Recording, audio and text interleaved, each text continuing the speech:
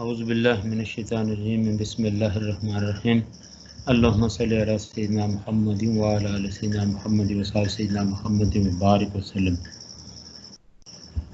آج کا جو آپ کا ٹاپک ہے وہ ہے حضرت موسیٰ علیہ السلام سے قبل بنی اسرائیل کے دینی حالات، یعنی حضرت موسیٰ علیہ السلام کی بعثت سے قبل جو ہے نا بنو اسرائیل جو تھے ان کے دینی حالات کس نوعیت کے تھے۔ تو اس والے ذرا یہ سکرین کے اوپر بھی ملاحظہ کریں اور یہ سماعت بھی کرتے جائیں۔ حضرت موسیٰ علیہ السلام سے قبل بنو اسرائیل کے دینی حالات کی نوعیت یہ تھی کہ یعنی کثرت پرستی کا شکار تھے، یعنی لا تعداد معبودوں کی پرستش کرتے تھے، اور اس حوالے سے یہ جو کثرت پرستی کی جو صورتیں تھیں یعنی حضرت موسیٰ علیہ السلام کی بعثت قبل کثرت پرستی کی جو شکلیں تھیں وہ کیا تھیں، یہ ملاحظہ کریں اس حوالے سے۔ یعنی یہ صورتیں تھیں: خاندانی دیوتا تھے، حجر پرستی تھی، پھر قومی دیوتا۔ اب اس کی ڈیٹیل کی طرف آئیں۔ خاندانی دیوتا یعنی یہ ہر خاندان کا الگ الگ دیوتا ہوتا تھا مورتیوں کی شکل میں، اور یہ دیوتا جو تھے مورتیوں کی شکل میں ہوتے تھے۔ عموماً ان مورتیوں کی جسامت اتنی ہوتی تھی کہ نقل مکانی کی صورت میں آسانی سے ایک جگہ سے دوسری جگہ لے جا سکتے تھے، یعنی ایک جگہ سے انہیں دوسری جگہ لے جایا جا سکتا تھا۔ یہ مورتیاں متوفا یعنی جو فوت ہو گئے تھے، جو ہو جاتے جو لوگ، ان کے آبا و اجداد، یعنی جو لوگ ان کے آبا و اجداد جو فوت ہو جاتے تھے، یہ ان کی نمائندگی کرتی تھی یہ مورتیاں۔ یہودی قبر پرستی کے مرض میں بھی مبتلا تھے۔ جب انہیں اس سلسلہ میں مشکلات سے دوچار ہونا پڑا تو انہوں نے اپنے آبا و اجداد کی قبروں کو مورتیوں میں بدل لیا۔ اس طرح ہر خاندان کے الگ الگ دیوتا ہو گئے۔ خاندان کے افراد کی خوشحالی اور مسرت کا دار و مدار دیوتاؤں کی خوشنودی پر ہوتا تھا، لیکن قومی زندگی اور خوشحالی میں ان کو کوئی اہمیت نہیں دی جاتی تھی۔ خاندان کے سردار ان بتوں کے پروہت ہوتے تھے، ان بتوں کے لیے قربانی بھی دی جاتی تھی۔ ان بتوں کو یعنی جن بتوں کے لیے قربانی دی جاتی تھی ان کو تراہیم کا نام دیا جاتا تھا۔ یہ تھے یعنی خاندانی دیوتا، یا اس حوالے سے جو ان کے اعتقادات تھے، پرستش یا اس طرح کی ان کی جو اشکال تھی یہ تھی۔ اس کے ساتھ ساتھ حجر پرستی، حجر یعنی یہ پتھروں کی پرستش، درختوں کی پرستش۔ مذہب کے آغاز و ارتقاء کے حوالے سے آپ بہت ساری چیزیں پڑھ چکے ہیں، تو گویا کہ یہ کچھ مختلف صورتیں تھیں، یعنی کوئی ایک کسی بات کے اوپر کوئی یقین یا اعتماد جسے کہا جاتا ہے وہ نہیں تھا۔ بات جس طرح سے جس طرف خیال جاتا تھا اسی کو وہ جو ہے نا اسی طرف چل پڑتے تھے۔ تو یعنی پتھروں کو نہایت مقدس سمجھا جاتا تھا، اور یہ واجب التعظیم تصور کیا جاتا تھا، کیونکہ پتھروں سے ان کے معبود تراشے جاتے تھے۔ اچھا، بتوں کے لیے قربانیاں دی جاتی تھیں، ان میں بھی ان پتھروں کو خاص اہمیت دی جاتی تھی، یعنی ان میں بھی جو قربانی دی جاتی ان میں بھی پتھروں کو خاص اہمیت دی جاتی تھی، اس لیے کہ قربان گاہ کے لیے یہ پتھر علامت کا کام دیتے تھے۔ قربانی سے پہلے ایک پتھر کھڑا کیا جاتا تھا، یہ پتھر جس جگہ پر رکھا جاتا تھا اسے بیت ایل کہا جاتا۔ بیت ایل وہ عبادت گاہ ہوتی تھی جہاں اس قسم کی مذہبی رسومات ادا کی جاتی تھیں، اور اس کے ساتھ ساتھ ان پتھروں پر تیل وغیرہ بھی ملا جاتا تھا، ان سے منتیں مانگی جاتی تھیں، اور یہ پتھر یعنی سائز میں ذرا لمبے ہوتے تھے، بانجھ عورتیں ان سے اولاد طلب کرتی تھی۔ حجر پرستی کی یہ صورت تھی۔ اس کے ساتھ ساتھ درخت پرستی اس کی شکلیں کیا تھیں؟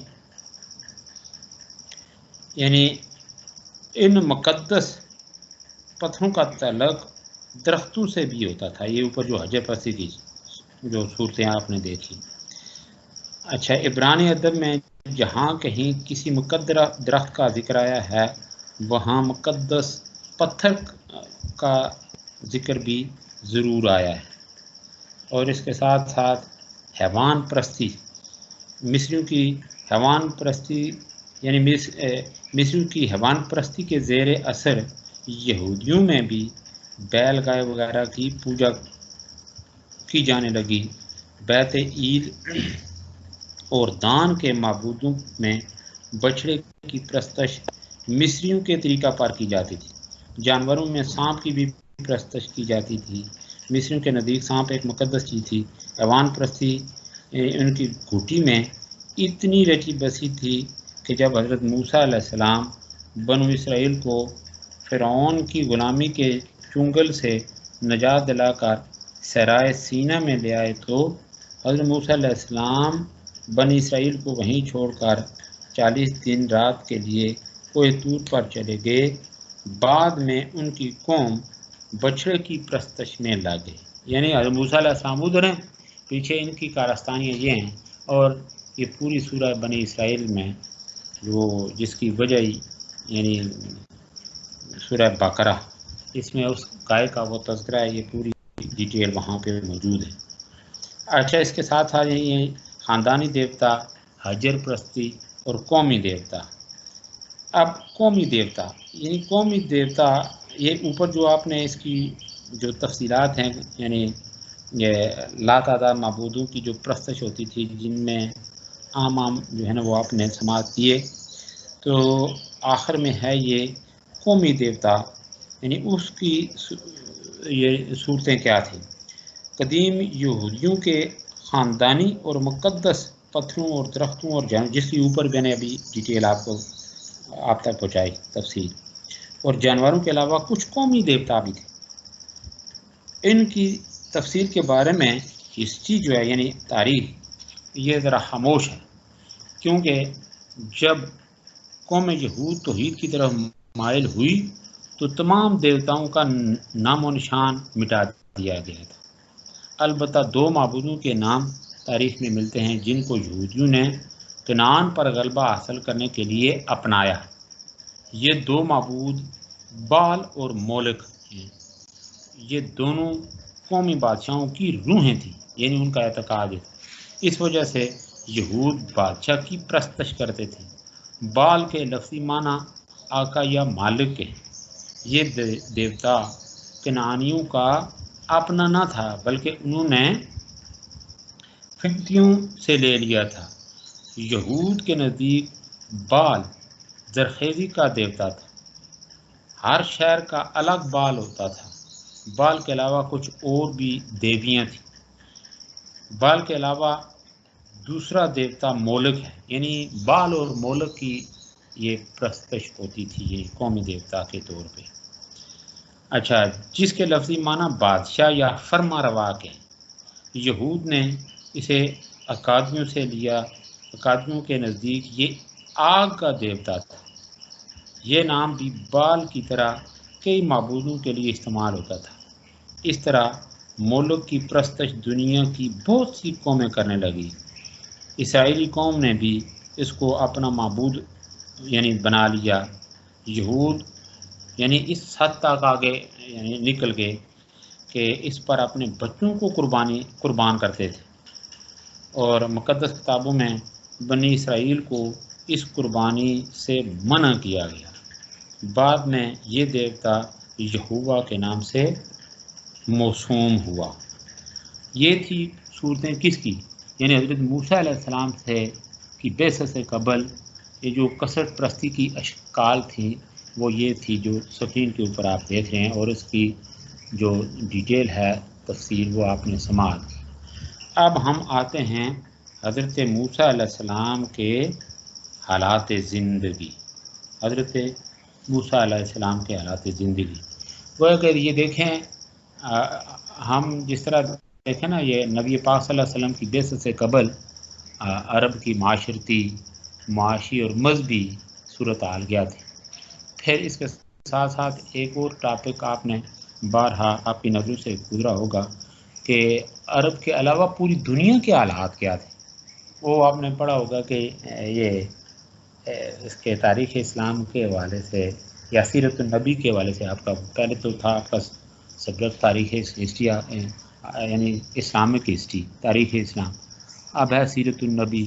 اس حوالے سے یعنی سیرت سے پہلے کا جو ہے نا وہ صورتحال، نبی پاک صلی اللہ علیہ وسلم کے ولادت باسعادت، اس وقت اس سے پہلے کے جو حالات تھے جب آپ صلی اللہ علیہ وسلم نے اعلان نبوت کیا، یعنی عربوں کے پھر پوری دنیا کے دو بڑی طاقتوں کے حوالے سے، یہ روم اور ایران، روم اور فارس، موجودہ ایران، یہ کیا یعنی دو بڑی اس زمانے کی طاقتیں، اس کے زیر اثر جو دیکھیں نا حکومتیں تھیں، وہاں پہ کیا صورتحال تھی، خاص طور پہ عرب یہاں کی صورتحال۔ پھر اس کے بعد جب حالات بدلتے ہیں، اللہ کے نبی اعلان نبوت کے بعد ساری اسٹرگل کوشش کے بعد پھر کایا پلٹتی ہے تو کس صورت میں، تو اسی طریقے سے اس سے پہلے حضرت موسیٰ علیہ السلام یا حضرت عیسیٰ علیہ السلام کے حوالے سے بھی ہم اسی طرح پڑھیں کہ حضرت عیسیٰ علیہ السلام کی یعنی بعثت سے قبل بنو اسرائیل کے وہ جو ہے نا یا یہودیوں کی مذہبی حالت، مذہبی سیاسی زندگی کس نوعیت کی تھی،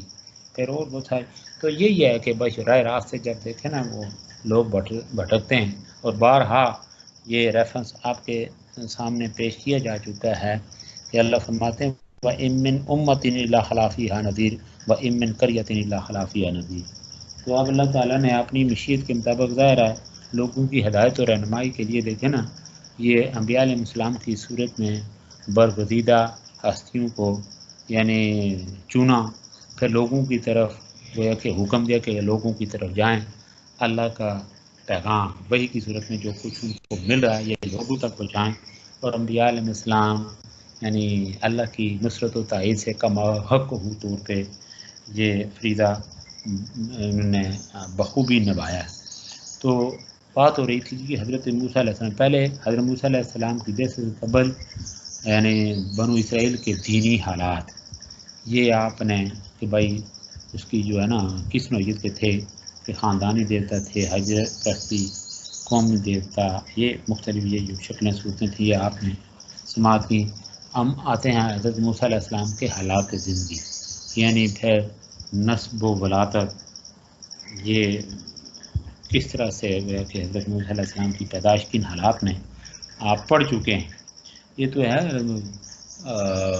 یذبحون ابناءکم ویستحیون، ایسے حالات ہیں کہ فرعون کا یہ تھا عمل کہ بچوں کو ذبح کرتا تھا، ویستحیون نساءکم، اللہ فرماتے ہیں تمہارے بچوں کو ذبح کر ڈالتا تھا اور عورتوں کو بچوں کو زندہ رہنے دیا کرتا تھا، اس لیے کہ اس کے جو ہے نا یہ عمل اس کا اس لیے تھا کہ اور اس کے پاس یہ دیکھیں نا یہ یعنی جو پیشن گوئیاں یا وہ جو خواب سارا کچھ اس کی لمبی چوڑی تفصیلات ہیں، میں نے آپ کو ریفرنس دیا تھا وہ قصص الانبیاء علامہ ابن کثیر کی، اگر آپ کے پاس ہو لائبریری میں تو ہے، ہمارے پاس میرے اپنے پاس اللہ کے فضل و کرم سے ہے، لیکن یہ کہ پھر دیکھیں نیٹ کے اوپر اگر اس کا دیا ہوا اس کا ساری نیٹ پہ ہو تو وہاں سے آپ کنسلٹ کر سکتے ہیں، اگر نہیں تو پھر چلیں آپ کے پاس کم از کم دعوت و ارشاد، پھر اور دیکھیں دوسرے ٹاپکس ہیں، یہ بک بھی ہے آپ کے پاس جو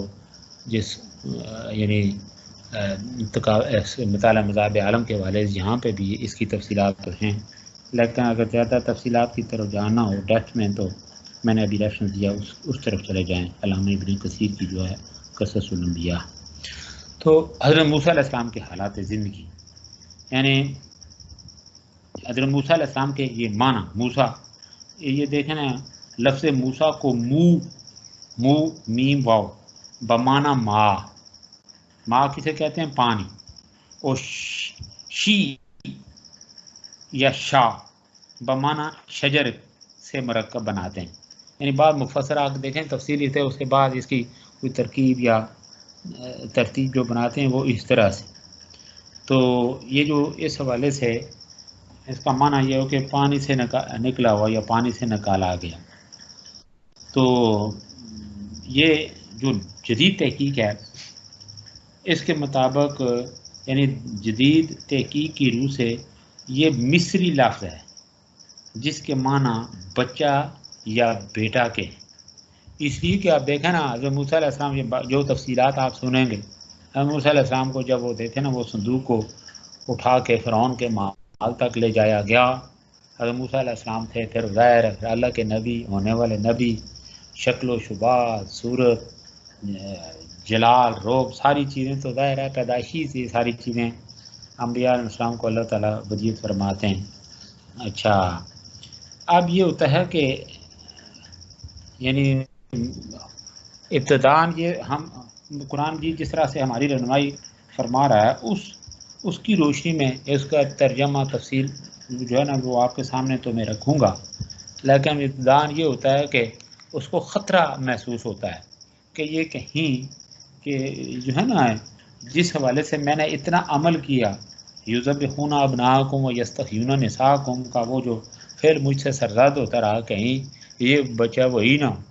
लेकिन उसके बाद फिर क्या होता है कि हज़रत आसिया यानी जो फ़िरौन की बीवी थी, उन्होंने फिर ये वो रुकावट डाली कि इसका कत्ल करना, या ये तो ये कुदरती तौर पे हमारे पास पहुंचा है, तो लिहाजा एन ये मुमकिन है कि ये तेरे लिए और मेरे लिए और तेरे लिए आँख की ये ठंडक बन जाए, इसे कत्ल ना करो, शायद ये हमें यानी ये फ़ायदा पहुँचाए या हम इसे बेटा बना लें।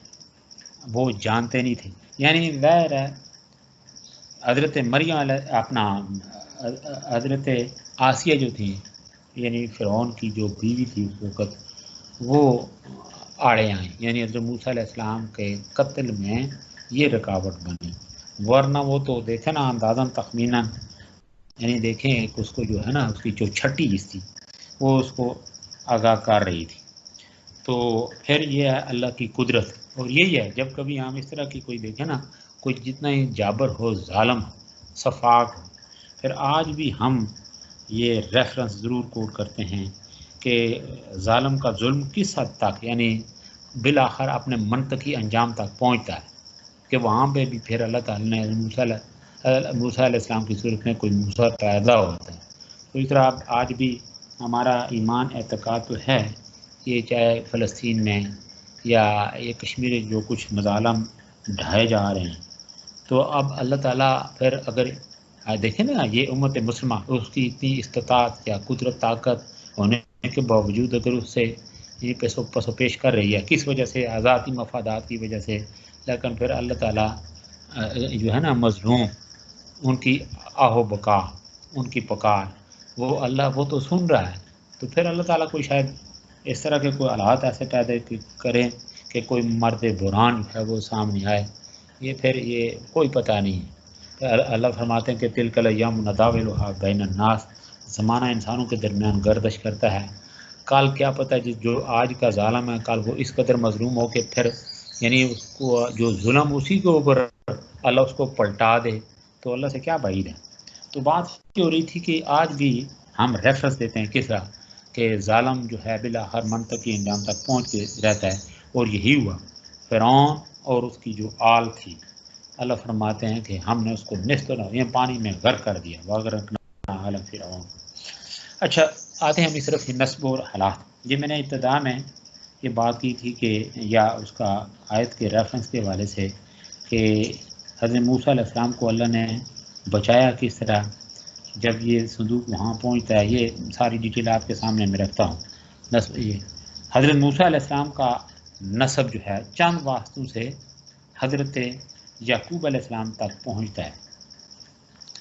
आपके वालिद का नाम इमरान और वालिदा का नाम युकाबत था। मूसा अलैहिस्सलाम की वलादत इमरान کہ گھر ایسے وقت میں ہوں، یعنی ایسے وقت میں، ایسے حالات میں ہوئی جب رامسیس ثانی یعنی فرعون مصر بنی اسرائیل کے بچوں کو قتل کر دیتا تھا۔ ابھی میں نے ریفرنس دیا کہ یذبحون ابناءکم ویستحیون نساءکم۔ جب حضرت موسیٰ علیہ السلام پیدا ہوئے تو ان کے والدین یعنی آپ کے والدین سخت پریشان ہوئے۔ اس پریشانی کے وقت اللہ تعالیٰ نے حضرت موسیٰ علیہ السلام کی والدہ کے دل میں القاء کیا کہ ایک تابوت بنا کر بچہ کو اس میں رکھ دیں اور دریا میں ڈال دیں۔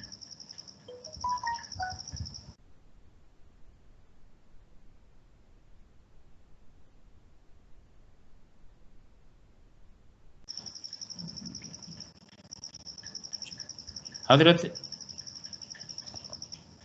دریا میں ڈال دیں۔ قرآن مجید میں آتا ہے جب ہم نے تیری مانگ کی طرف وحی کی، جو اب وحی کی جاتی ہے کہ اسے صندوق میں ڈال دے۔ حضرت موسیٰ علیہ السلام کی والدہ نے ہدایت خداوندی کے تحت ویسا ہی کیا۔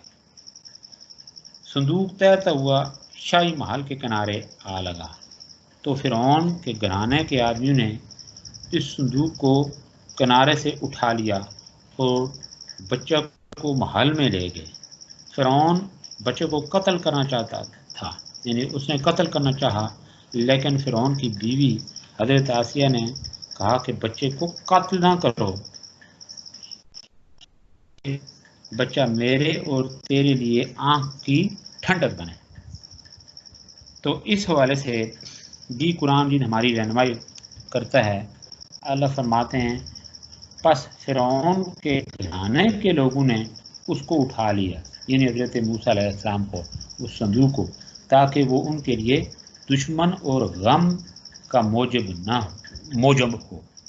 دشمن اور غم یعنی اس حوالے سے اٹھا لیا، جا کے قتل کرنے کی کوشش کی کہ بھائی یہ کل ہمیں اس کی وجہ سے یہ دشمنی اور ہمارے لیے کہ یہ چیزیں غم کا سبب نہ بنے۔ اللہ فرماتے ہیں فرعون اور حامان اور اس کے لشکر بلا شبہ خطا کار تھے، اور فرعون کی عورت نے کہا میرے لیے اور تیرے لیے آنکھ کی ٹھنڈک ہے، اسے قتل نہ کرو، شاید وہ ہمیں فائدہ پہنچائے، ہم اسے بیٹا بنا لیں۔ وہ نہیں جانتے تھے۔ اب اس کے بعد کیا ہوتا ہے کہ جب حضرت موسیٰ علیہ السلام فرعون کے محل میں پہنچتے ہیں، پھر گویا کہ وہاں ہی پرورش پانے کی غرض سے پرورش کی غرض سے انہیں گویا کہ وہاں ان کو جو ہے نا گود میں لیا جاتا ہے۔ تو اب یہ ہوتا ہے کہ حضرت موسیٰ علیہ السلام یعنی یہ جو بچہ تھا یہ کسی کا دودھ نہیں پیتا، یعنی کسی عورت کا دودھ نہیں پیتا تھا۔ چنانچہ حضرت موسیٰ علیہ السلام کی جو ہمشیرہ یعنی جو اس وقت صندوق کے پیچھے پیچھے یعنی غیر مرئی انداز میں، غیر محسوس انداز میں اس کے پیچھے پیچھے گئی تھی، اس نے آل فرعون کو یہ بتایا اور یہ کہا کہ میں تمہیں ایک ایسی دایا کا پتہ بتاتی ہوں جو اس بچہ کی خدمت کے لیے نہایت موزوں ہے۔ چنانچہ اس نے یعنی حضرت موسیٰ علیہ السلام نے اپنی والدہ کی نشاندہی کی، حضرت موسیٰ علیہ السلام کی بہن نے اپنی والدہ کی نشاندہی کی اور اجازت چاہی کہ وہ اس کو لے آئے۔ چنانچہ حضرت موسیٰ علیہ السلام کی ہمشیرہ گھر آئیں اور والدہ کو لے گئیں۔ بچہ اپنی والدہ کی آغوش میں اپنی والدہ کی آغوش تربیت میں آ گیا اور اللہ تعالیٰ کا وعدہ پورا ہو گیا کہ بچے کو تیری طرف لوٹا دیا جائے گا۔ یعنی ابتدائی مرحلہ کس قدر وہ کربناک تھا اور کس قدر یعنی عجیب تھا کہ ایک والدہ اپنے بچے کو، لیکن ظاہر ہے اللہ نے جو بات دل میں ڈال دی، پھر اس کے بعد اتنا انسان کا ایمان اور یقین اس کے اندر یہ ثقافت یعنی پختگی آ جاتی ہے۔ اس لیے پھر حضرت موسیٰ علیہ السلام کی والدہ نے جو عمل کیا، پھر اس کے بعد آپ اللہ تعالیٰ کی مشیت دیکھیں کہ کس طرح پھر اللہ کی مشیت آگے بڑھتی ہے اور وہ پوری ہو کے رہتی ہے کہ حضرت موسیٰ علیہ السلام حضرت اپنی والدہ کی یعنی آغوش تربیت میں چلے جاتے ہیں، اور اللہ تعالیٰ کا یہ وعدہ پورا ہوتا ہے کہ بچے کو تیری طرف لٹا دیا جائے گا، یعنی ہم قرآن مجید میں آتا ہے کہ ہم اس کو تیری طرف لٹا دیں گے اور اس کو رسولوں میں سے بنانے والے ہیں، رسولوں میں سے بنانے والے ہیں۔ اس کے بعد آپ دیکھیں حضرت موسیٰ علیہ السلام جب دیکھیں اس طرح سن شعور کو پہنچتے ہیں، پھر ساتھ یعنی جوانی کی دہلیز پہ قدم رکھتے ہیں، اچھا تو کیا ہوتا ہے کہ حضرت موسیٰ علیہ السلام نے وہ کہ شاہی مارتے ہیں،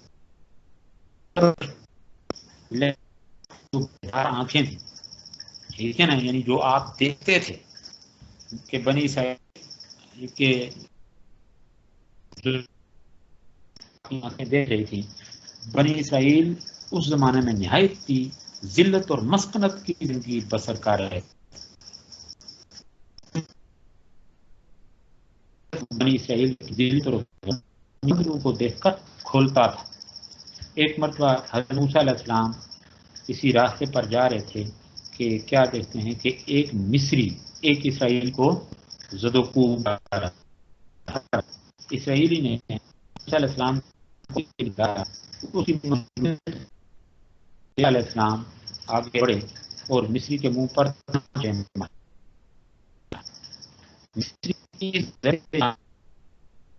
آپ تھپڑ ہی مارا تھا تو اس سے اندازہ کر لیں کہ وہ انسان کا تھپڑ تو نہیں تھا، نبوت کا تھپڑ ہو گیا۔ حضرت موسیٰ علیہ السلام نے دیکھا تو بہت افسوس کیا، یعنی حضرت موسیٰ علیہ السلام مغموم ہوئے، افسوس کیا، کیونکہ ان کا ارادہ قتل کرنے کا نہ تھا۔ تو اس کے نتیجے میں کیا ہوا کہ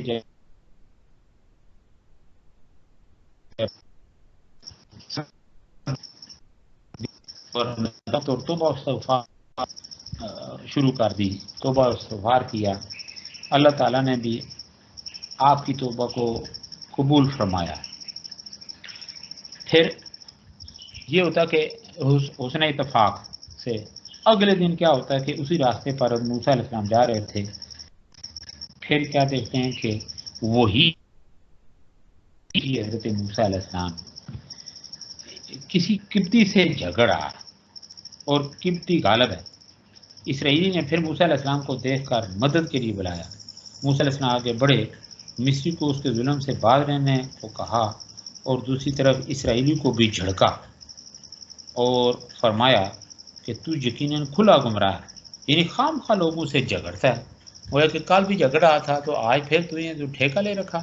اور موسیٰ علیہ السلام جو تھے اسرائیلی کو اس مصری کے پنجہ استبداد سے چھڑانے کے لیے آگے بڑھے تو اس نے شور مچانا شروع کر دیا، کل تم نے ایک شخص کو قتل کیا تھا، آج مجھے قتل کرنا چاہتے ہو۔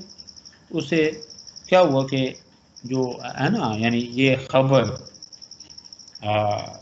یعنی حکام تھا، یعنی فرعون کے مال تک پہنچ گئی اور انہوں نے حضرت موسیٰ علیہ السلام کو گرفتار کرنے کا فیصلہ کیا۔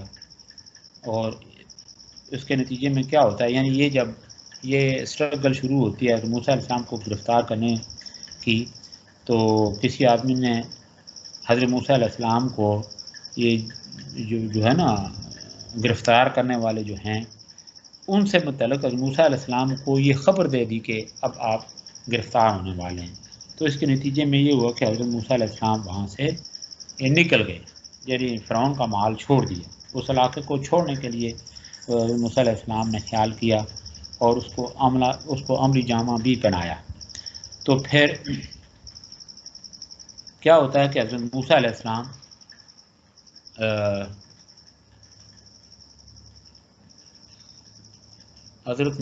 السلام مدین کی طرف جو ہے نا وہ سفر کا ارادہ کرتے ہیں، یعنی مصر سے جب نکلتے ہیں تو ابتدائی طور پہ تو یہ تو نہیں ہے کہ میں کوئی مقام کا یا راستہ کو تعین ہے، لیکن دیکھیں اللہ کی مشیت کس طرح وہ جو ہے نا کار فرما ہے۔ تو حضرت موسیٰ علیہ السلام جب مصر سے نکلتے ہیں تو کہاں چلے جاتے ہیں؟ مدین کی طرف۔ یعنی مدین کی طرف آپ کا سفر شروع ہوتا ہے۔ اور اس والے سے قرآن مجید جو ہے وہ ہماری رہنمائی اس طرح سے کرتا ہے کہ سورہ قصص میں، اور جب موسیٰ نے مدین کی طرف رخ کیا، کہا امید ہے کہ میرا رب مجھے سیدھے راستے پر چلائے گا۔ پھر جب موسیٰ علیہ السلام مدین پہنچے تو وہاں لوگوں کو ایک کنویں پر مویشیوں کو پانی پلاتے ہوئے دیکھا، اور ان کے علاوہ وہاں 2 عورتیں بھی تھیں جو اپنی بھیڑ بکریوں کو روک رہی تھی۔ حضرت موسیٰ علیہ السلام نے ان سے پوچھا تمہارا کیا معاملہ ہے؟ انہوں نے جواب دیا ہم اس وقت تک پانی نہیں پلا سکتی جب تک چرواہے اپنے جانوروں کو پانی نہ پلا لیں، ہمارا باپ بہت بوڑھا ہے۔ سو حضرت موسیٰ علیہ السلام نے ان کے جانوروں کو پانی پلا دیا، پھر درخت کے سایہ کی طرف چلے گئے اور اللہ تعالیٰ سے دعا کی، اے میرے پروردگار مجھ پر رحم فرما اور اپنی عنایت سے میری پریشانی کو دور فرما۔ تو کچھ دیر بعد کیا ہوتا ہے، یعنی حضرت موسیٰ علیہ السلام وہ سائے میں، درخت کے سائے میں بیٹھے ہیں، تو اس کے بعد کچھ دیر بعد کیا ہوتا ہے کہ یہ ایک خاتون، ایک لڑکی، یعنی جو ہے نا بڑے باوقار انداز میں حضرت موسیٰ علیہ السلام کے پاس وہ آتی ہے اور حضرت موسیٰ علیہ السلام سے کہنے لگی کہ میرا باپ تجھے پانی پلانے کی مزدوری کے لیے بلا رہا۔ ظاہر ہے گھر پہنچ کے تو ظاہر یہ میں نے ابھی جو ریفرنس دیا ہے وہ اس میں قصص الانبیاء کے حوالے سے، تو وہاں پہ اس کی ساری تفصیلات ہیں کہ ظاہر ہے گھر جا کے وقت سے پہلے بکریوں کو پانی پلا کے وقت سے پہلے جب جا پہنچی تو ظاہر ہے مکالمہ تو ہوا گھر پہ کہ بھائی آج جلدی بکریوں کو گھر لانے کا سبب کیا ہے، تو پھر انہوں نے ساری ڈیٹیل بتا دی کہ یہ ہوا کہ آج اس طرح ہم اپنی بکریوں کو جلدی پانی پلا کے تو جلد گھر کی طرف آ گئے۔ تو اس کے بعد یہ ہوتا ہے کہ وہ آتی ہیں، یعنی حضرت موسیٰ علیہ السلام کے پاس حضرت شعیب علیہ السلام کی بیٹی، یعنی میرا باپ تجھے پانی پلانے کی مزدوری کے لیے بلا رہا ہے۔ جب حضرت موسیٰ علیہ السلام یعنی ان کے پاس پہنچے تو اپنی تمام وہ جو ہے نا وہ واقعہ، یعنی وہ کس وجہ سے وہ وہاں محل سے نکلے بھاگے یا پرورش کیسے کہاں ہو رہی تھی، یہ ساری ظاہر ہے انہوں نے باتیں کی ہوں گی، تو اس کے بعد یعنی اپنی ساری سرگزشت جو ہے داستان سنائی اور انہوں نے آپ کو تسلی دی اور کہا آپ یعنی گھبراہٹ اور خوف کو دل سے نکال دیں۔ موسیٰ علیہ السلام کو کون؟ حضرت شعیب علیہ السلام تسلی دیتے، کیونکہ ان ظالموں کے پنجہ استبداد سے آپ نجات پا چکے ہیں۔ تو اس کے بعد کیا ہوتا ہے کہ حضرت موسیٰ علیہ السلام ظاہر ہے ان کی پھر شادی کا مرحلہ یا یہ معاملہ کیسے آگے بڑھتا ہے، اس کی ذرا تفصیلات یہ بھی آپ سماعت کر لیں کہ حضرت شعیب علیہ السلام کی ایک جو بیٹی تھی جس نے یہ مشورہ دیا تھا کہ اے ابا جان اس مہمان کو اپنے جانوروں کے چرانے اور پانی پلانے کے لیے نوکر رکھ لیجیے کیونکہ یہ قوی اور امانت دار ہے۔ اب ظاہر ہے پھر دیکھیں نا، پہلے تو حضرت موسیٰ علیہ السلام کو یعنی بلایا نا گھر کہ ہمارا باپ آپ کو یہ پانی پلانا جو یعنی جو آپ نے ہماری بکریوں کو پانی پلایا ہے، تو اس والے سے وہ چاہ رہے ہیں کہ اس کی ہم آپ کو مزدوری دیں۔ تو اس کے لیے جب آتے ہیں تو اس کے بعد پھر آگے بات بڑھتی ہے کہ ظاہر ہے یہ تفصیلات جو آپ نے سنی کہ حضرت شعیب علیہ السلام نے انہوں نے حضرت موسیٰ علیہ السلام نے اپنی ساری وہ جو ہے نا واقعہ وہ سنایا، تو انہوں نے پھر تسلی دی اور فرمایا کہ یہ گھبراہٹ اور خوف کو اپنے دل سے نکال دیں، تو اللہ تعالیٰ نے آپ کو ظالموں کے اس پنجے سے نکال دیا ہے، گویا کہ اب آپ کو کسی طرح کی کوئی پریشانی نہیں ہونی چاہیے۔ تو اسی دوران ظاہر ہے ان کا بھی ظاہر ہے کوئی گھر بار یا ٹھکانہ کوئی تھا تو نہیں ہے۔ تو اس کے بعد جب یہ مشورہ ہوتا ہے کہ حضرت موسیٰ علیہ السلام کو پانی پلانے کے لیے ان کو جو ہے نا نوکر رکھ لیجیے کیونکہ یہ کبھی اور امانت دار ہیں۔ تو حضرت شعیب علیہ السلام یعنی انہیں اپنی اس بیٹی کی یعنی باپ کو لڑکی کی بات بہت پسند آئی، تو انہوں نے حضرت موسیٰ علیہ السلام سے کہا، گویا مشورہ کیا، کہا اگر تم 8 سال تک میرے پاس، یہ بھی ذکر قرآن جی میں آ رہا ہے، اس کی ڈیٹیل ابھی میں آپ کے سامنے رکھتا ہوں، اگر تم 8 سال تک میرے پاس رہو اور میری بکریاں چراتے رہو تو میں اپنی ایک لڑکی کی تم سے شادی کر دوں گا، اور اگر تم 2 سال مزید میری خدمت میں گزار دو تو یہ اور بہتر ہوگا۔ تو جب یہ بات گویا کہ حضرت شعیب علیہ السلام حضرت موسیٰ علیہ السلام سے کرتے ہیں تو حضرت موسیٰ علیہ السلام بھی چونکہ اپنے وطن سے دور تھے، وہاں کوئی اور دیکھیں نا کوئی معاون یا مددگار نہیں تھا اور نہ کوئی رشتہ دار، اس لیے ظاہر ہے اس بات کی اشد ضرورت تھی کہ ان کا کوئی ٹھکانہ ہو، پھر ان کی بھی کوئی معاونت کرے۔ چنانچہ حضرت شعیب علیہ السلام کی اس درخواست کو حضرت موسیٰ علیہ السلام نے قبول کر لیا، اور اس کے بعد پھر جس طرح سے معاہدہ طے ہوا تھا، حضرت شعیب علیہ السلام نے اپنی اپنی جو بیٹی ہے حضرت موسیٰ علیہ السلام کے ساتھ ان کی شادی کر دی۔ تو حضرت موسیٰ علیہ السلام کی جو بیوی تھی ان کا نام تھا حضرت صفورہ، حضرت صفورہ۔ تو یہ جو میں نے اوپر واقعہ بیان کیا ہے اس کا ذکر قرآن جیت میں کہ کس طرح یہ مذکور ہے کہ دونوں لڑکیوں میں سے ایک نے کہا، یہ سورہ قصص اس میں آتا ہے کہ دونوں لڑکیوں میں سے ایک نے کہا اے میرے باپ اسے نوکر رکھ لیجیے، البتہ بہترین نوکر جس کو تو رکھنا چاہے وہ ہے جو مضبوط اور امانت دار۔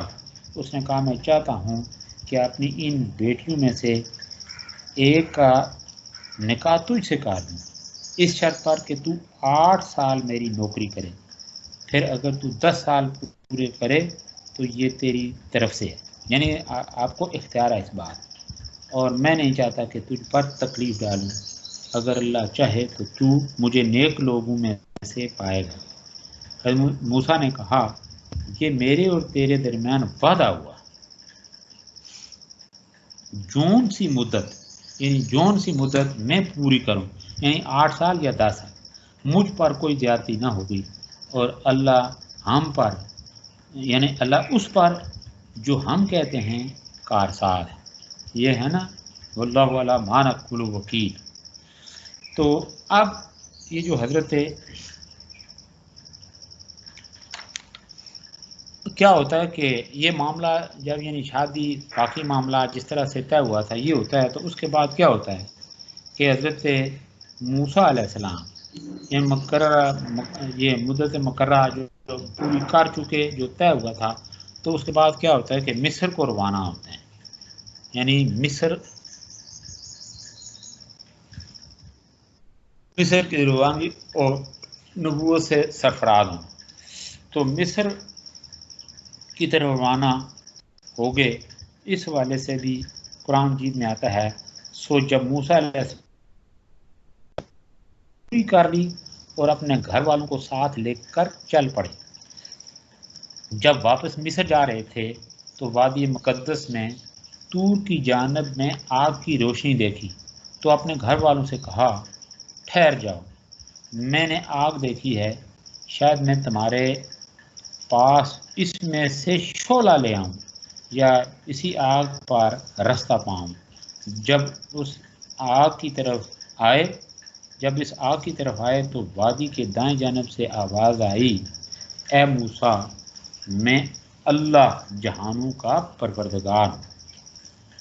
یہاں ہی اللہ نے حضرت موسیٰ علیہ السلام کو عصا اور بیضہ کا معجزہ دیا، عصا یعنی وہ لاٹھی۔ اللہ تعالیٰ نے حضرت موسیٰ علیہ السلام کو وحی کے ذریعے یہ حکم دیا کہ وہ ان نشانوں کے ساتھ فرعون کے پاس جائیں اور اس کو راہ ہدایت کی طرف بلائے اور بنی اسرائیل کو آزاد کرنے کا مطالبہ کرے، کیونکہ بنی اسرائیل عرصہ دراز سے فرعون اور اس کی قوم کے پنجائے استبداد میں جکڑے چلے آ رہے تھے۔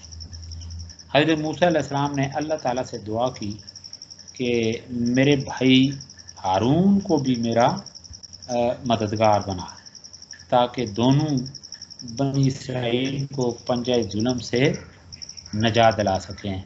قرآن مجید میں آتا ہے اور میرے ساتھیوں میں سے ہارون میرے بھائی کو میرا بوجھ بٹانے والا بنا دے۔ یہ حضرت موسیٰ علیہ السلام اللہ سے التماس کرتے ہیں، میری قوت کو اس کے ساتھ مضبوط کر اور میرے کام میں اسے شریک کر۔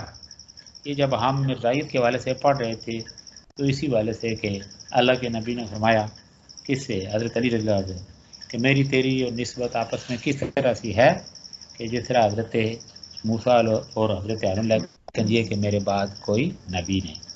تو اس کے بعد کیا ہوتا ہے کہ حکم خداوندی کے تحت، یعنی اللہ کا جو حکم ہے کہ اذهب الی فرعون کی طرف جائیں، اللہ کا پیغام سنائیں، اس طرح کریں، تو حکم خداوندی کے تحت حضرت موسیٰ علیہ السلام کیا کرتے ہیں کہ فرعون کے پاس آتے ہیں۔ فرعون کے پاس گئے، توحید کا پیغام پہنچایا، شرک اور گناہوں سے باز رہنے کی تعلیم دی، بنی اسرائیل کو پنجائے استبداد سے نجات دلانے کا مطالبہ کیا۔ اور اس والے سے جو بات آگے حضرت موسیٰ علیہ السلام بڑھاتے ہیں، قرآن مجید میں اس کا ذکر یہ اس طرح سے آتا ہے کہ اور موسیٰ نے کہا اے فرعون، میں جہانوں کے رب کی طرف سے رسول ہوں، اس پر قائم کہ اللہ پر سوائے حق کے کچھ نہ ہو، میں تمہارے پاس رب سے کھلی دلیل آیا ہوں، سو بنی اسرائیل کو میرے ساتھ بھیج دے۔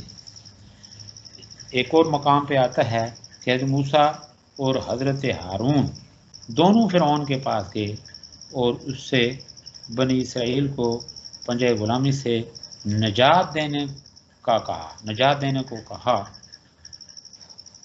جس کا جو ہے نا جس کا ذکر قرآن مجید میں اس طرح سے آتا ہے، سو اس کے پاس جاؤ اور کہو کہ ہم تیرے رب کے دو رسول ہیں، سو بنی اسرائیل کو ہمارے ساتھ بھیج دے اور انہیں دکھ نہ دے، ہم تیرے رب کی طرف سے تیرے پاس ایک نشان لائے ہیں اور اس پر سلامتی ہے جو ہدایت کی پیروی کرتا ہے۔ جب حضرت موسیٰ علیہ السلام نے کہا کہ ہم تیرے رب کی طرف سے پیغمبر ہو کر آئے ہیں، تو فرعون نے متکبرانہ لہجے میں کہا اے موسیٰ، تم دونوں کا رب کون ہے کون؟ موسیٰ علیہ السلام نے جواب دیا ہمارا رب وہ ہے جس نے ہر چیز کو پیدا کیا، پھر ان کی جسمانی اور روحانی پرورش کے لیے ہر قسم کے سامان مہیا کیے، انسانوں کو ان کے کمال تک پہنچانے کے لیے رسول بھیجے، وہی نازل کی۔ فرعون نے کہا پہلی قومیں جنہیں ہدایت نہیں ملی ان کا کیا حال ہے؟ اس کا جواب موسیٰ علیہ السلام نے دیا کہ وہ میرا کام نہیں، اللہ تعالیٰ نے ان کے مناسب حال، یعنی ان کا مناسب حال کا جو سامان چاہا کر دیا، سب علم اللہ کے پاس ہی ہے، وہ نہ کسی کے متعلق غلطی کرتا ہے اور نہ کسی کو بھولتا ہے۔ اس کے بعد حضرت موسیٰ علیہ السلام نے اللہ تعالیٰ کے انعامات بیان کرتے ہوئے فرمایا کہ اللہ وہ ذات ہے جس نے تمہارے لیے زمین کو فرش بنایا اور تمہارے لیے اس میں راستے چلائے اور بادل سے پانی اتارا، اور پھر ہم اس کے ساتھ مختلف سبزیوں اور پھر اس کے ساتھ مختلف قسم کی سبزیوں کے یعنی بادل کے ذریعے مختلف سبزیوں کے جوڑے پیدا کرتے ہیں۔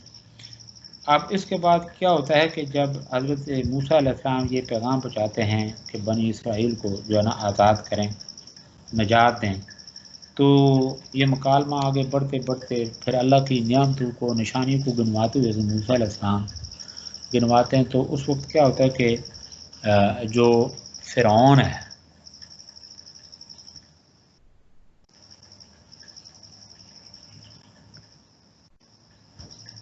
فرعون ہے وہ یعنی نشانات کا یعنی مطالبہ کرتا ہے، کس کا؟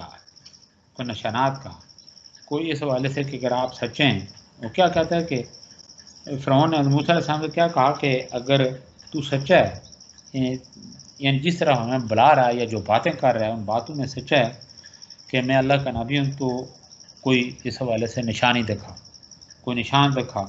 تب موسیٰ علیہ السلام نے اپنا عصا ڈالا تو یعنی اچانک کیا بن گیا؟ اژدہا بن گیا، ٹھیک ہے نا، اور اپنا ہاتھ پہ نکالا تو یعنی ناگہاں دیکھنے والوں کے لیے یہ سفید ہو گیا، سفید تھا۔ جب فرعون کی قوم کے سرداروں نے نشان دیکھے تو انہوں نے کہا یہ کوئی دانا جادوگر ہے اور یہ چاہتا کہ تمہیں تمہارے ملک سے نکال دے۔ یعنی قوم دیکھے نا، بجائے رائے راستے آنے کے اور یہی بات ہے نبی پاک صلی اللہ علیہ وسلم کی ذات بابرکات کے اوپر بھی دیکھیں نا، اسی طرح سے کیجیے۔ اللہ فرماتے ہیں وہ مانتا بنعمت ربی کا بھی مجنون، یہ باقی اور جتنے بھی، پھر اللہ تعالیٰ اس طرح بھی اللہ اپنے نبی صلی اللہ علیہ وسلم کی تسلی و تشفی فرماتے ہیں کہ انظر کیف ضربوا لک الامثال فضلوا فلا یستطیعون سبیلا، بہت سارے۔ تو اب جب فرعون کی قوم کے جو سردار تھے انہوں نے نشان دیکھے تو انہوں نے بجائے اطاعت و فرما برداری کے، یعنی کس طرح کیا عجیب باتیں کی کہ یہ کوئی بڑا چلاک دانا قسم کا جادوگر ہے اور یہ چاہتا ہے کہ تمہیں تمہارے منہ سے نکال دے، سو تم اس بارے میں کیا مشورہ دیتی ہو؟ انہوں نے کہا اسے اور اس کے بھائی کو کچھ عرصہ مہلت دیجیے اور شہروں میں نقیب بھیج دیجیے، سرار جہاں وہ ایجنٹ، اچھا وہ ملک بھر کے تمام جادوگر تیرے پاس لے آئیں گے۔ فرعون نے نقیب تمام شہروں میں پھیلا دیے اور وہ ملک کے بڑے بڑے جادوگروں کو فرعون کے پاس لے آئے۔ جادوگروں نے فرعون سے کہا اگر ہم غالب آ گئے تو ہمیں ضرور اجر ملے گا۔ جو آپ نے اپنے مقاصد لے کے آیا تھا نا کہ ٹھیک ہے جی، اگر کوئی جو کچھ فن ہم جانتے ہیں تو اس والے سے اگر وہ یعنی مغلوب ہو گیا، یعنی حضرت موسیٰ علیہ السلام کے بارے میں ان کا تصور یہ تھا کہ جس معاملے میں ہمیں بلایا جا رہا ہے اگر دیکھیں نا ہم غالب آ گئے، یعنی موسیٰ علیہ السلام مغلوب ہو گئے تو کیا ہوگا کہ فرعون کے دربار سے ہمیں بہت کچھ ملے گا۔ اس لالچ میں دیکھیں نا ہر ایک وہ یعنی جو جس طرح کا فن جانتا تھا، جتنا فن جانتا تھا یا جتنی شہرت تھی، وہ سب اپنا بیگ وہ سارا وہ سامان جادوگری اٹھا کے لے آئے۔ فرعون نے کہا تم یقیناً میرے مقربوں میں سے ہو گئے، اس لیے کہ اب تکلیف پہنچ رہی تھی نا، تو اب یہ ہے کہ بھائی کہیں جان چھوٹ جائے تو اس کے نتیجے میں جس طرح کی میں یعنی پہلی صورت حال ہے وہی رہے تو پھر یہ ہے کہ تمہیں بھی اپنے مصاحب میں یعنی مقرب ایک اپنے قریب رہنے والوں میں تمہارا شمار ہو۔ تو اس کے بعد فرعون نے حضرت موسیٰ علیہ السلام کو بھی دربار میں بلا لیا اور جادوگروں نے حضرت موسیٰ علیہ السلام سے کہا کیا تم پہلے جادو دکھاؤ گے یا ہم دکھائیں؟ حضرت موسیٰ علیہ السلام نے کہا تمہارے پاس جو کچھ ہے وہ سب دکھا دو۔ جادوگروں نے اپنی رسیاں اور سوٹیاں ڈالیں، رسیاں اور سوٹیاں ڈالیاں نہ وہ پھینکی اور لوگوں کی آنکھوں کو دھوکہ دیا اور ڈرایا۔ وہ رسیاں اور سوٹیاں جو تھی سانپ معلوم ہونے لگی۔ تب حضرت موسیٰ علیہ السلام جو ہیں یہ ان کی طرف اللہ تعالیٰ نے وحی نازل کی، وحی کی اور کہا کہ تم اپنا سوٹا پھینکو۔ تو اس والے سے اللہ تعالیٰ فرماتے ہیں کہ یہ دیکھیں نا یہ یعنی اللہ کے حکم کے مطابق حضرت موسیٰ اللہ تعالیٰ نے جو وحی کی موسیٰ علیہ السلام کی طرف کہ اپنا وہ جو ہے نا عصا پھینکو، تو حضرت موسیٰ علیہ السلام نے اللہ کے حکم کے مطابق ارشاد خداوندی کے تحت حضرت موسیٰ علیہ السلام نے وہ سوٹا پھینکا تو وہ اژدہا بن گیا اور جادوگروں کے سانپوں کو نگل گیا۔ جب جادوگروں کا جادو جو تھا وہ یعنی باطل ہو گیا اور وہ ہار گئے تو فوراً موسیٰ علیہ السلام اور حضرت ہارون علیہ السلام پر ایمان لے آئے. یعنی فرعون نے ان کو بلایا کس غرض سے تھا؟ یعنی جو معاملہ جو پلان اس نے تیار کیا وہ الٹا اس کے گلے پڑ گیا. یعنی انہوں نے اپنے وہ سمجھ گئے، حقیقت سمجھ گئے، دار حقیقت. وہ کیا تھے؟ وہ دانا تھے. تو سمجھ گئے حقیقت. حضرت موسیٰ علیہ السلام اور حضرت ہارون علیہ السلام پر ایمان لے آئے. فرعون نے کہا کیا تم نے ایمان لانے سے پہلے مجھ سے اجازت لی؟ یہ تم نے ایک سازش کے تحت کام کیا ہے تاکہ تم اس شہر کے رہنے والوں کو اس سے نکال دو. تم کو اس سازش کا نتیجہ چکھاؤں گا، یعنی مزہ چکھاؤں گا سازش کا. میں تمہارے ہاتھ اور پاؤں مخالف طرف سے کاٹ دوں گا، پھر تم کو سلیب دوں گا تاکہ لوگوں کے لیے عبرت کا نشان. یہ ہے قرآن مجید میں یہ تفصیلات، یہ جو باتیں یہ ابھی میں نے گفتگو کی آپ سے کہ اس نے جب یہ کہا فرعون نے، تو یہ سارا یعنی قرآن مجید میں یہ اسی طرح سے یہ واقعہ بیان ہوا ہے. جو باتیں فرعون نے ان لوگوں سے کی جن کو یعنی جادوگر کے تو یعنی جادو کرنے کے لیے یا حضرت موسیٰ علیہ السلام کے وہ جو ہے نا کے بارے میں جو انہوں نے ایک عجیب بات کی تھی کہ یہ کوئی بڑا دانا جادوگر ہے، تو تاکہ اس بڑے جادوگر کو ہم اپنے جادوگر بلا کے ان کو شکست دے سکیں، یہاں سے نکال دیں. تو لیکن معاملہ اس کے برعکس ہوا. تو اب کیا ہوتا ہے آگے؟ اب جو جادوگر تھے یعنی جو حضرت موسیٰ علیہ السلام پہ جو حقیقت تک پہنچ گئے، یعنی حقیقت جان لی انہوں نے، حضرت موسیٰ علیہ السلام پر حضرت ہارون علیہ السلام پر ایمان لے آئے. تو انہوں نے کیا کہا؟ یعنی ایمان لانے والے جادوگروں نے کہا جب اس نے یہ دھمکی دی، کس نے؟ کہ میں جو لوگوں کے لیے عبرت کا نشان بنا دوں گا، تو میں سلیب دے دوں گا، تمہارے ہاتھ پاؤں کاٹ دوں گا. تو اس پر انہوں نے کیا کہا کہ ہم کو ایک دن مرنا ہی ہے اور اللہ کے سامنے حاضر ہونا ہے، اس وجہ سے ہم ایمان کی دولت کو اپنے دلوں سے نہیں نکال سکتے. تو ہمیں صرف اس وجہ سے عذاب کی دھمکی دے رہا ہے کہ ہم اپنے رب کی باتوں پر ایمان لے آئے. اب ظاہر ہے پھر دیکھیں نا، یعنی ان کا ایمان اور پختہ ہو گیا اللہ کی ذات کے اوپر. یہ آگے جا کے ہم نبی پاک صلی اللہ علیہ وسلم کی سیرت طیبہ یا اہل ایمان کی بات کرتے ہیں تو ظاہر ہے جو دل سے ایمان لے آتا ہے نا، حقیقت جان لیتا ہے، تو پھر وہ دیکھیں نا جب یہ حق کا ساتھ دیتا ہے تو حق پھر ان لوگوں کا ان کو تنہا نہیں چھوڑتا. یعنی اللہ تعالیٰ کی ذات پھر اہل ایمان کو چاہے وہ کسی دور میں بھی ہو پھر تنہا نہیں چھوڑتا. تو اس کے بعد پھر یہ کہ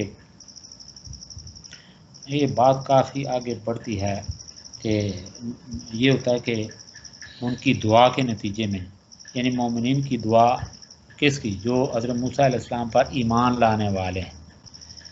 تو ظاہر ہے اس کے بعد جب یعنی انہوں نے یہ اندازہ لگا لیا کہ بس اب فرعون کے عذاب سے یہ بچ نہیں سکتے، تو اس یعنی صورت حال میں ظاہر ہے یہ انسان کی فطرت یہ ہے کہ جب وہ کہیں کسی مصیبت کا یا دشمن کے نرغے میں گر جاتا ہے تو پھر یہ اندازہ لگا دیتا ہے کہ یہاں سے بچ نکلنے کا کوئی موقع نہیں، تو پھر اللہ کی بارگاہ میں ظاہر ہے پھر پوری تضرع اور عاجزی سے وہ گر گراتا ہے، دعا کرتا ہے.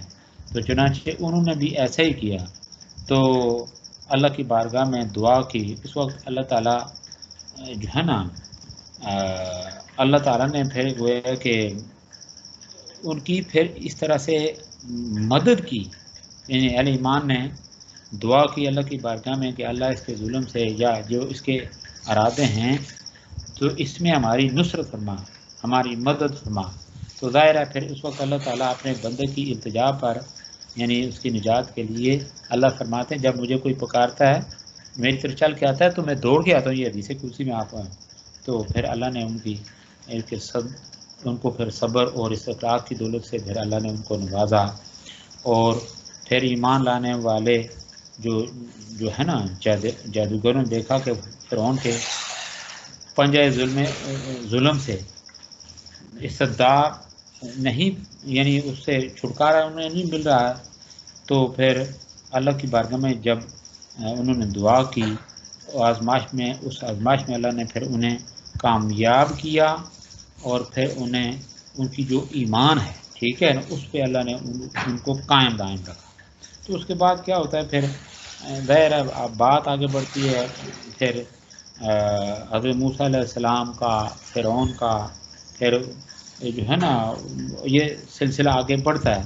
پھر دیگر حضرت موسیٰ علیہ السلام جو ہے نا وہ یعنی ان کو قوم فرعون کو اور قوم فرعون کو ان کو دعوت دیتے ہیں تو پھر اور جو ہے نا وہ تقاضے کرتے ہیں مزید، یعنی اور دیگر نشان بھی اللہ تعالیٰ یا معجزے عطا کرتے ہیں کس کو؟ حضرت موسیٰ علیہ السلام کو.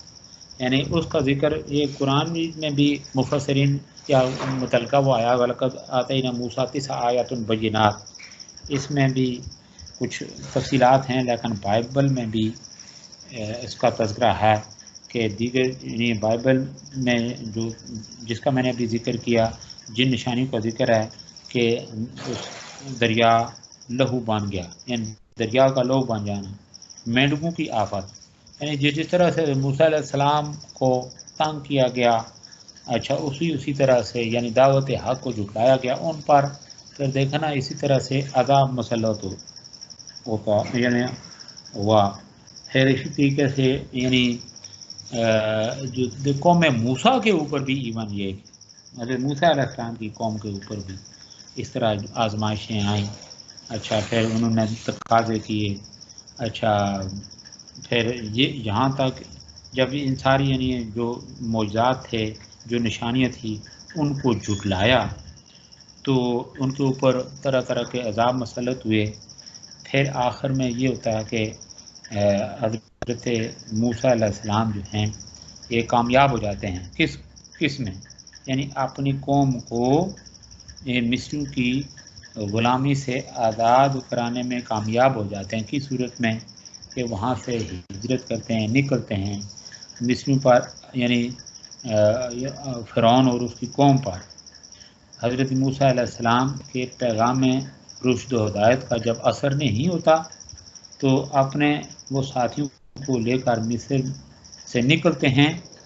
تو یعنی اس وقت کیا ہوتا ہے کہ فرعون جو ہے اس کی قوم موسیٰ علیہ السلام کے پیچھے یعنی تعاقب میں چل پڑتے ہیں. تو اس کا ذکر قرآن مجید میں کس طرح سے آتا ہے یہ بھی یہ سماعت کال ہے. اور جب ان پر عذاب پڑتا تو کہتے اے موسیٰ ہمارے لیے اپنے رب سے دعا کرو. یہ تو اس کے بعد کی بات ہے. یہ ابھی جو میں نے بات یعنی آپ سے باتیں کی کہ حضرت موسیٰ علیہ السلام جو ہیں یہ اس کا حضرت موسیٰ علیہ السلام جو ہیں ہاں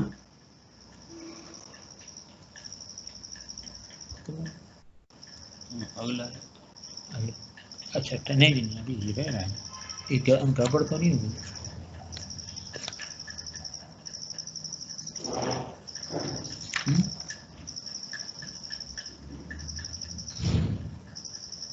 نہ اس سے پہلے ہم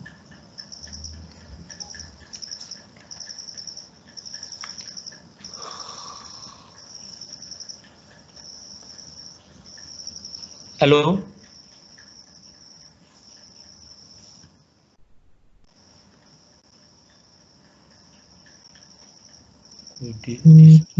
بریک اچھا چلیں.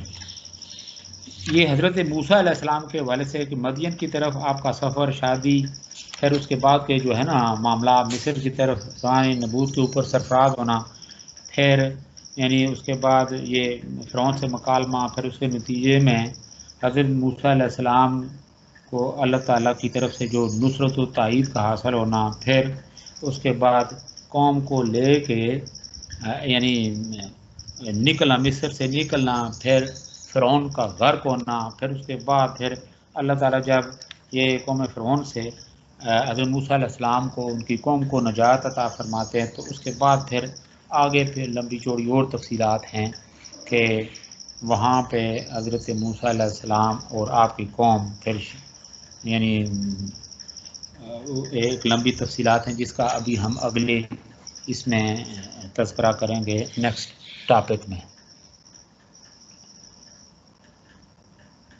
ہو گیا نا.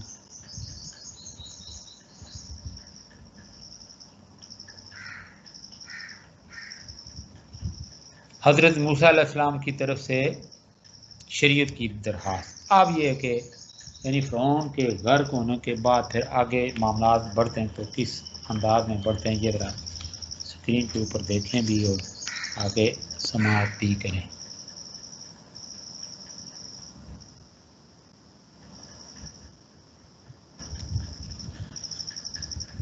حضرت موسیٰ علیہ السلام کی طرف سے شریعت کی درخواست.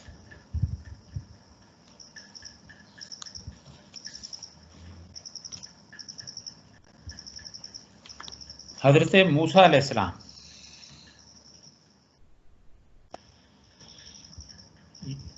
حضرت موسیٰ علیہ السلام سے اللہ تعالیٰ کا وعدہ تھا کہ جب بنی اسرائیل مصری حکومت کی غلامی سے آزاد ہو جائیں گے تو تمہیں شریعت دی جائے گی.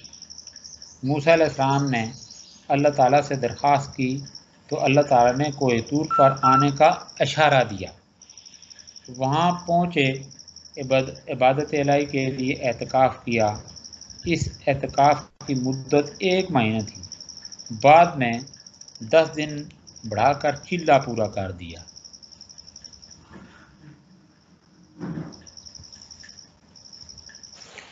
وہاں پر کیا ہوتا ہے کہ یعنی جو حضرت موسیٰ علیہ السلام نے اس یعنی اعتکاف کیا، پھر 10 دن اور جو ہے نا اس میں اضافہ ہوا، تو پھر کیا ہوتا اس دوران کے یعنی حضرت موسیٰ علیہ السلام پر اللہ تعالیٰ کی طرف سے تجلی پڑتی ہے. تو اس کے نتیجے میں حضرت موسیٰ علیہ السلام کیا ہوتا ہے کہ یہ بے ہوش ہو جاتے ہیں. جب 40 دنوں کے اعتکاف کے بعد اللہ تعالیٰ موسیٰ علیہ السلام سے ہم کلام ہوا تو موسیٰ علیہ السلام نے دیدار اور مشاہدہ کا اصرار کیا. اللہ تعالیٰ نے فرمایا کہ اگر مزید ہو تو دیکھو ہم اپنی تجلی کا ظہور اس پہاڑ پر کریں گے. اگر یہ اس تجلی کو برداشت کر لے تو پھر یہ سوال کرنا. اس کے بعد اللہ تعالیٰ نے کوہ طور پر اپنی تجلی کا اظہار کیا تو پہاڑ کا وہ حصہ ریزہ ریزہ ہو گیا، اور یعنی پہاڑ کا وہ حصہ ریزہ ریزہ جہاں پہ تجلی پڑی تھی. اور موسیٰ علیہ السلام بھی اس نظارہ کی تاب نہ لا کر بے ہوش ہو گئے اور گر پڑے. جب حضرت موسیٰ علیہ السلام کو ہوش آیا تو انہوں نے اپنے سوال سے توبہ کی اور آئندہ ایسا سوال نہ کرنے کا عہد کیا. پھر اس کے بعد کیا ہوتا ہے کہ حضرت موسیٰ علیہ السلام کو تورات کا عطیہ اللہ تعالیٰ عطا فرماتے ہیں. تو یہ جو شرف ہم کلامی اور اظہار معذرت کے بعد اللہ تعالیٰ نے موسیٰ علیہ السلام کو تورات عطا کی اور فرمایا کہ اپنی قوم کو کہنا کہ اس کے احکام پر عمل کریں. تمام اوامر و نواہی اور حلال و حرام کو اس میں مکمل بیان کر دیا گیا ہے اور یہی میری شریعت ہے. اب کیا ہوتا ہے کہ آگے نئی بات بڑھتی ہے، سامری کی شرارت اور بچڑے کی پرستش. یہ اسکرین کے اوپر ساتھ ساتھ ملاحظہ بھی کرتے جائیں. حضرت موسیٰ علیہ السلام کے کوہ طور پر جانے کے بعد ایک عجیب و غریب واقعہ پیش آیا کہ بنی اسرائیل نے سامری کی قیادت میں خود ہی اپنا معبود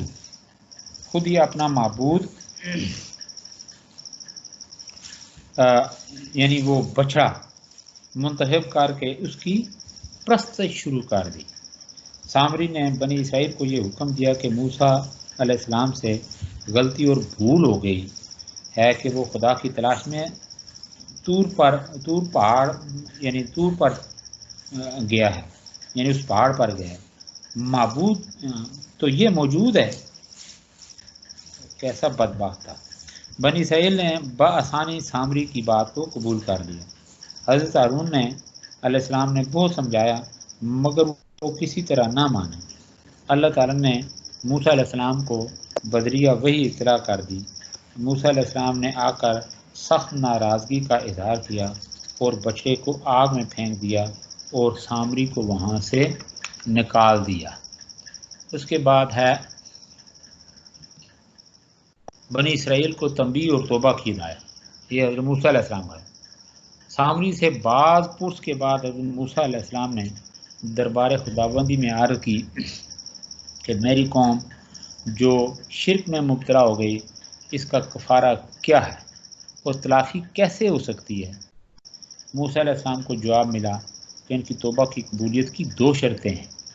پہلی شرط کہ اپنے جرم کی سزا میں قتل ہوں تاکہ انہیں دنیا میں سزا ملے اور دوسرے عبرت حاصل کریں۔ دوسری شرط ہر مجرم کو اس کا قریبی رشتہ دار قتل کرے، یعنی باپ بیٹے کو، بیٹا باپ کو، بھائی بھائی کو۔ چنانچہ بنی اسرائیل کو اس فیصلے کے آگے جھکنا پڑا اور تورات کی روایت کے مطابق 3000 لوگوں کی گردنیں اڑائی گئیں۔ دیکھیں پھر اس کے نتیجے میں کیا ہوتا ہے کہ قبولیت توبہ کے بعد، یعنی ان کی توبہ قبول ہوتی ہے، اور قبولیت توبہ کے بعد موسیٰ علیہ السلام کی طرف سے تورات کی تعلیمات، وہ کیا تعلیمات تک پہنچتی ہیں۔ حضرت موسیٰ علیہ السلام نے بنی اسرائیل سے کہا کہ خدا کا شکر کرو، اس نے تمہاری توبہ قبول کر لی۔ اب تمہیں چاہیے کہ اللہ تعالیٰ سے جو کتاب یعنی تورات مجھے عطا کی گئی ہے، اس کی ہدایات پر عمل کرو۔ بنی اسرائیل کہنے لگے ہم کیسے یقین کر لیں کہ یہ خدا کی کتاب ہے؟ صرف آپ کے کہنے سے تو ہم نہیں مان سکتے۔ ہم اس وقت تک نہیں مانیں گے جب تک اللہ تعالیٰ کو بے جاب اپنی آنکھوں سے نہ دیکھ لیں اور وہ ہم سے یہ نہ کہے کہ یہ تورات میری کتاب ہے، تم اس پر ایمان لاؤ۔ ہے نا، سورہ بقرہ میں آتا ہے لَنُؤْمِنَ لَكَ حَتَّىٰ نَرَى اللَّهَ جَهْرَةً۔ بڑے عجیب قسم کی دیکھیں نا یہ تقاضا تھا۔ حضرت موسیٰ علیہ السلام نے اس پر انہیں بہت سمجھایا مگر وہ اپنے مطالبے پر بضد رہے۔ بالآخر موسیٰ علیہ السلام نے فرمایا کہ پھر مناسب ہے کہ تم میں سے چند سردار چن کر لیے جاتا ہوں، اور اگر آ کر تصدیق کر دیں تو تم بھی تسلیم کر لینا۔ قوم اس پر راضی ہو گئی۔ اب اس کے نتیجے میں کیا ہوتا ہے؟ 70 افراد کا انتخاب ہوتا ہے۔ حضرت موسیٰ علیہ السلام نے تمام قبیلوں سے 70 سرداروں کو چن لیا اور کوئی طور پر جا پہنچے اور وہاں جا کر خدا تعالیٰ سے دعا کی، اللہ اگر آپ سے ہم کلامی کی آواز ان کے کانوں میں پہنچ جائے تو یہ واپس جا کر اپنی قوم کے افراد کو بتلا دیں گے کہ واقعی تورات خدا کی کتاب ہے۔ اللہ تعالیٰ نے موسیٰ کی یہ درخواست قبول فرما لی اور آپ کو شرف ہم کلامی بخشا، جسے ان تمام افراد نے سنا۔ اس کے بعد بھی ان کی حجت ختم نہیں ہوئی، بلکہ کہنے لگے اے موسیٰ، جب تک ہم خدا کو بے حجاب نہ دیکھ لیں ہم تیری بات پر یقین نہیں کریں گے۔ یا موسیٰ لن نؤمن لک حتی نری اللہ جہرۃ، اور کہنے لگے موسیٰ ہم نے جو آواز سنی ہے ہمیں کیا معلوم کہ یہ کس کی آواز ہے، خدا بول رہا ہے یا کسی اور کی آواز۔